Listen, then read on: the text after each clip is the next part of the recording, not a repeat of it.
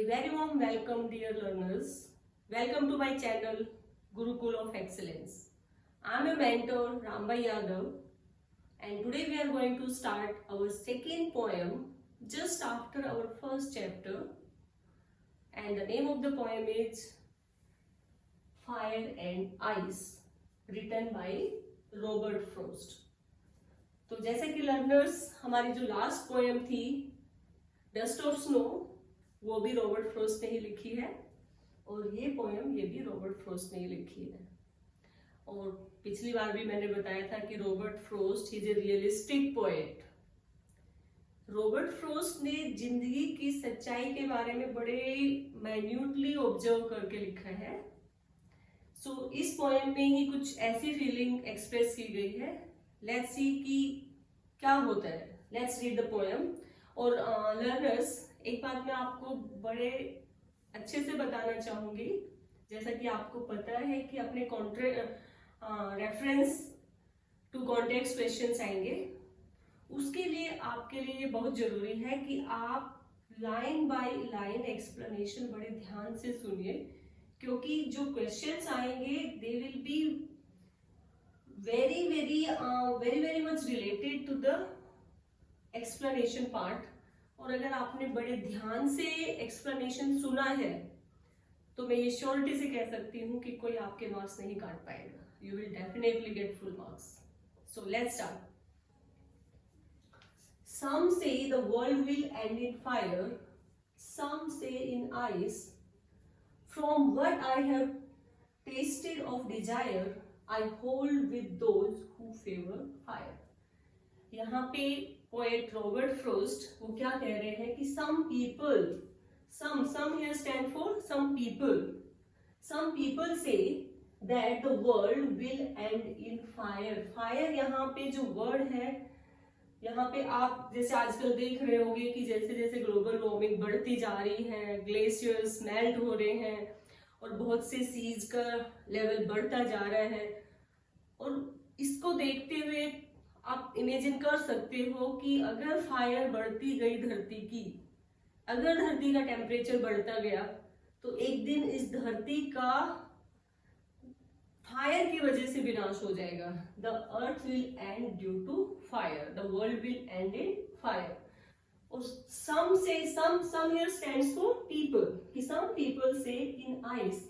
और कुछ लोगों का ये विचार है, कुछ साइंटिस्ट का ये ओपिनियन है कि एक बार फिर से धरती का टेम्परेचर डिक्रीज होना स्टार्ट होगा and the temperature will go to sub zeros.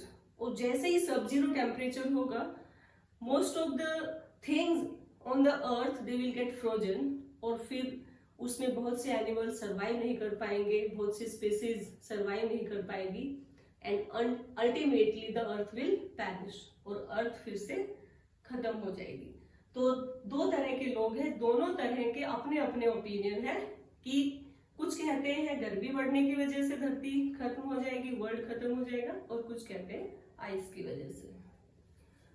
From what I have tested of desire, अब पोएट कहते हैं कि जो मैंने जो टेस्ट किया है, जो मैंने रियलाइज किया है अपनी इच्छा से, I hold with those who favour fire. तो मतलब मेरी जो ऑब्जर्वेशन है, जो मैंने अपने आप लाइफ को देख के, दुनिया को देख के ऑब्जर्व किया है, उसके हिसाब से I hold with those means I have the same opinion those who favour fire, कि जो फायर को फेवर कर रहे हैं, यानी कि ग्लोबल वार्मिंग की वजह से धरती का विनाश होने वाला है।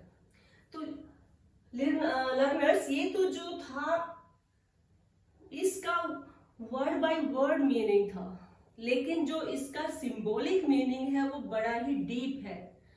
तो इसका सिंबॉलिक मीनिंग देख लेते हैं।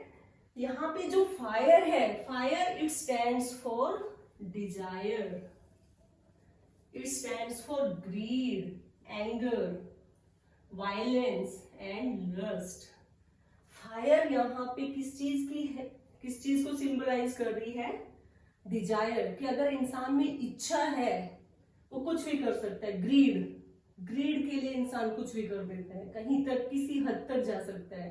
एंगर में तो कोई कुछ भी, कितना भी विनाश कर सकता है। वायलेंस, लस्ट, तो ये फायर इन चीजों को सिंबलाइज कर रही है। आपने सुना भी होगा Sikandar the great, Alexander the great. Alexander के अंदर क्या थी? ग्रीड थी कि मैं सारी धरती पे राज करूंगा, और उसने एक के बाद एक कंट्री को फतेह की। तो वो क्या थी? That was a fire, that was a greed, that was a lust for power. Okay, तो दूसरी क्या है? आइस। आइस यहाँ पे किस चीज का सिंबल है? आइस यहाँ पे सिंबल है हेट्रेड। आइस सिंबल है हेट का, इनडिफरेंस का, जेलसी का, अपैथी का। अपैथी क्या होती है? सिंपैथी का जो उल्टा होता है अपैथी। हमें किसी वो मैनू की लेना, जैसे बोलते हैं ना कि किसी के साथ कुछ हो रहा है, मुझे क्या फर्क पड़ता है। अगर हमारा ये एटीट्यूड रहेगा कि मुझे क्या फर्क पड़ता है, तो डेफिनेटली इस धरती का, इस वर्ल्ड का डिस्ट्रक्शन होना तय है। तो ये फायर एंड आइस, एक तो इनका लिटरल मीनिंग हो गया, वर्ड टू वर्ड मीनिंग हो गया, और एक इनका सिंबॉलिक मीनिंग है। सो पोएट कहते हैं कि एक के अकॉर्डिंग फायर की वजह से एक टाइप के जो लोग हैं, एक ग्रुप ऑफ पीपल है, वो सोचते हैं कि फायर की वजह से धरती का विनाश होगा, दूसरे कहते हैं आइस की वजह से। तो आई थिंक आपको ये फर्स्ट स्टैंजा क्लियर हो गया होगा। अब हम देख लेते हैं कि फर्स्ट स्टैंजा में फिगर ऑफ स्पीच क्या क्या यूज हुए हैं।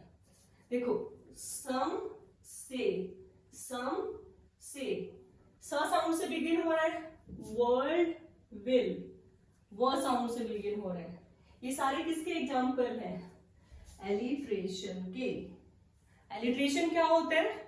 जब सेम साउंडिंग वर्ड्स एक साथ आते हैं, दैट इज कॉल्ड एलिट्रेशन। यानी जब सेम साउंड से वर्ड स्टार्ट हो रहा हो, स व स, तो कौन सा फिगर ऑफ स्पीच हुआ? एलिट्रेशन। दूसरी बात देखिए, दोनों लाइन किससे बिगिन हो रही है? सम से, सम से। जब भी किसी पोएम में लाइन सेम वर्ड्स या सेम फ्रेजेस से बिगिन होती हो, उस फिगर ऑफ स्पीच को बोलते हैं एनाफोरा। इसको क्या बोलेंगे? एनाफोरा। ये दोनों हो जाएंगी एनाफोरा। तो एनाफोरा क्लियर हुआ? दोनों लाइन सम से सेम वर्ड से स्टार्ट हो रही है, इस फिगर ऑफ स्पीच को बोलते हैं एनाफोरा। उसके बाद एक और फिगर ऑफ स्पीच होता है जिसको बोलते हैं एसोनेंस। एसोनेंस क्या होता है? एसोनेंस होता है repetition of vowel sounds in A line. Continuity में वोवेल साउंड्स अगर रिपीट होती है, दैट इज कॉल्ड एसोनेंस। अब इसमें देखिए, ये विल इन फायर, तो ई साउंड यहाँ पे रिपीट हो रही है, इन आइस। ओके, तो इस तरह से जो सेम वोवेल की साउंड अगर रिपीट हो रही हो बार बार, दैट इज कॉल्ड एसोनेंस। तो ये सब किसके एग्जांपल है? एसोनेंस के। यहाँ पे ई साउंड रिपीट हो रही है, यहाँ पे भी ई साउंड रिपीट हो रही है। इन आइस एलिट्रेशन का भी एग्जांपल है और एसोनेंस का भी एग्जांपल है। चलो अब आगे बढ़ते हैं सेकंड स्टैंजा पे। But if it had to perish means die और to destroy, it stands for the world. It किसको रिप्रेजेंट कर रहा है? यहाँ पे किसके लिए यूज किया है? इट वर्ल्ड के लिए, क्योंकि हम ऊपर वर्ल्ड की बात कर रहे हैं, यहाँ it stands for world. But if it had to perish twice, अब पोएट कहते हैं कि अगर इस वर्ल्ड का डिस्ट्रक्शन 2 बार होना है, I think I know enough of hate to say that for destruction ice. तो पोएट कहता है कि I think I know enough of hate, कि इस धरती पे इतनी सारी हेट है, to say that for destruction ice, तो इसलिए जो डिस्ट्रक्शन होगा वो आइस की वजह से होगा। आइस की मतलब लोगों को किसी से कोई कंसर्न नहीं है, किसी को किसी के लिए सिंपैथी नहीं है, सब में जेलसी की फीलिंग है, हेट्रेड की फीलिंग है। तो पोएट सोचता है कि अगर डिस्ट्रक्शन 2 बार होना हुआ तो definitely it is going to be destructed through ice. Is also great and would suffice, suffice में सफिशिएंट और इनफ। तो is also great means ice is also great and would suffice. There is lot of ice ice means indifference, jealousy, hatred, कि इस दुनिया पे इतनी सारी hatred, indifference, jealousy है, that is sufficient to destruct this world, that is sufficient reasons for the destruction of this world. So यहाँ पे आप इनके मीनिंग, suffice means sufficient. अब यहाँ पे फिर देख लीजिए कौन सा फिगर ऑफ स्पीच यूज हुआ है. आप फर्स्ट लाइन देखिए, फर्स्ट लाइन में कोई कोमा फुल स्टॉप नहीं है, कोई पंक्चुएशन मार्क नहीं है, and it ends in second line. तो this is the figure of speech of example of enjambment also. क्या बोलते हैं इसको? इंजैममेंट. और जो सेकेंड स्टेंजा है इसमें कहीं कोई कोमा फुल स्टॉप नहीं है, only at the end of the poem there is a full stop. This is also the example of enjambment. Okay. उसके बाद इमेजरी. अब देखो पोएट ने जो इमेज क्रिएट की है हमारे माइंड में, कि जैसे कि अगर फायर हो गई बहुत सारी धरती पे, यानी ग्लोबल वार्मिंग हो गई, तो यू कैन इमेजिन कितना हॉट टेम्परेचर हो जाएगा, कितनी डिस्ट्रक्टिव चीजें होंगी, बहुत सारे एनिमल्स, बहुत सारी स्पीसीज सर्वाइव नहीं कर पाएंगी. तो एक इमेज हमारे माइंड में क्रिएट हो रही है. और इसी तरह अगर इससे उल्टा होता है, global temperature goes very down, सब जीरो टेम्परेचर हो जाता है, तो भी बहुत सारी स्पीसीज सर्वाइव नहीं कर पाएंगी और इस दुनिया का डिस्ट्रक्शन दैट इज श्योर. तो ये दोनों इमेजेस हमारी माइंड में पोएट ने पोएम के थ्रू क्रिएट की है. अब इसके बाद हम देख लेते हैं पोएम की राइम स्कीम.